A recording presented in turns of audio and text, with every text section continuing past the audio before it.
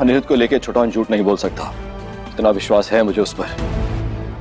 तो हमें जल्द से जल्द अर्शी को इन्फॉर्म करना चाहिए। आप मुझे हॉस्पिटल ले चलिए प्लीज, आप मुझे हॉस्पिटल ले चलिए ना। कमाल है तनुजा, तुम अपने बेटे का चेहरा नहीं पढ़ पाई तनुजा। मैंने उसे अपनी कोख में 9 महीने नहीं रखा, मैं उसकी माँ नहीं हूँ, पर फिर भी मुझे अंदेशा हो गया था। उसका चेहरा देखकर कई बार मैंने उससे सवाल भी किए, पर उसने हमेशा मुझे टाल दिया। तो उसकी माँ हो ना, उसका ख्याल कर सकती हो, उसे सवाल कर सकती हो, और थोड़ा सा जोर अगर देती ना तो वो तुम्हारे सारे सवालों के जवाब भी देता। और आज अंजना को जितनी तकलीफ है अनी को लेकर, वो व्यक्त करने में पीछे नहीं हटती।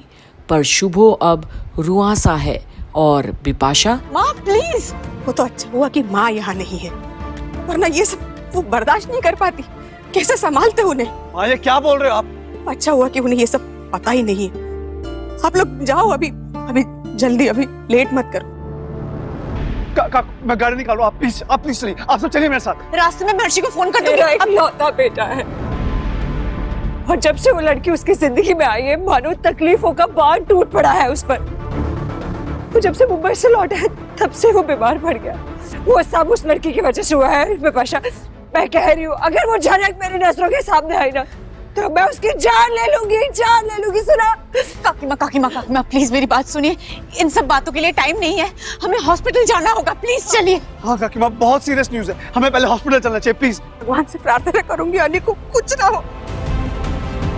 बहुत कुछ सहा है उसने, बहुत कुछ सुना है। और अब कहीं ना कहीं तनुजा को अंजना पर ही गुस्सा आने लगा है, दोषी मानती है उसे। पर मुझे विश्वास है, अगर झनक उसके साथ है तो उसकी प्रार्थनाओं में इतनी शक्ति है कि दुनिया की। बस कीजिए, झनक इतना सब कुछ हो जाने के बाद भी झनक का नाम ले रही है आप। अब तुम मुझ पे हाथ भी उठाओगी? बिपाशा, माँ प्लीज संभालिए अपने आप को। माँ प्लीज चुप हो जाइए, फॉर गॉड सेक। मोदी, मेरी परवरिश अच्छी है, और वैसे भी आप मुझसे उम्र में बड़ी है, लेकिन मैं आपको वार्न करती हूँ मोदी, अगर आपको इस घर में रहना है, उस लड़की का नाम कोई नहीं लेगा, कभी नहीं लेगा। सुना आपने? कोई नहीं लेगा। Stop this! For God's sake, stop this! इन लोगों का कुछ नहीं जाएगा, हम सब कुछ खो देंगे।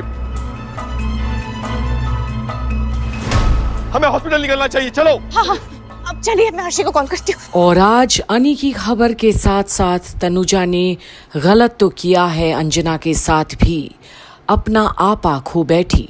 पर अंजना को अब भी फिक्र सिर्फ अनी की है। उसे पता है कि आज कौन बचा सकता है अनी को। झनक, हाँ है तू मेरी बच्ची, तू जहाँ भी है भगवान के चरणों में फूल अर्पित कर और प्रार्थना कर कि अनी ठीक हो जाए। तू उसके साथ है तो उसे कुछ नहीं होगा, मौत उसे छू भी नहीं पाएगी। और वहीं अब दादा दादी और अंजना करते हैं घर पर अनी के लिए प्रार्थना।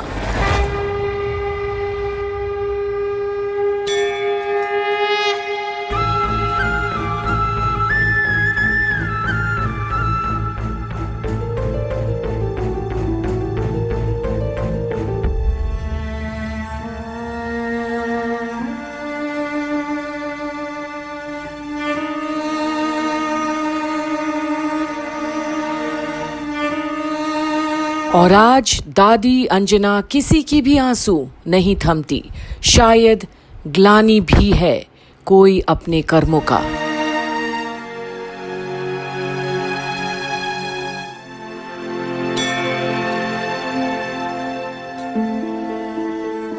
मेरे अनी को ठीक कर दो भगवान, मेरे अनी को ठीक कर दो, उसे घर सही सलामत वापस भेज दो, भले हमारी जान ले लो,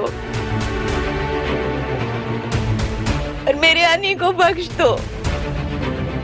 हमारी उम्र भी अनी को लग जाए, हमें और कुछ नहीं चाहिए भगवान। मेरा बच्चा, मेरा अनी।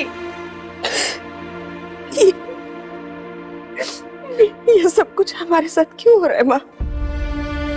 मैंने अनी को जन्म नहीं दी और अपने बेटे से बढ़कर माना है हमेशा उसे। फिर भी हम सब ने उसे इतना दर्द दे दिया कि आज वो बर्बादी की कगार पे जाके खड़ा होगी। ऐसा क्या गलत कर दिया उसने? बाबा, आप तो इस घर के कर्ता धर्ता है ना, तो वक्त रहते आपने कुछ क्यों नहीं बोला? पर आज भगवान के सामने खड़े दादा को भी अपना सर झुकाना पड़ता है इस सवाल पर। कर्ता धर्ता मानती है अंजना उन्हें, पर क्या वो भी वो सब कर पाए जो एक परिवार के लिए करना चाहिए था? क्या सही और गलत के बीच की महीन सी लकीर की पहचान करवा पाए बाबा अपने ही परिवार के सदस्य को? शायद आज इसलिए बाबा का सर झुका है भगवान के सामने। कर्मों का फल है शायद ये।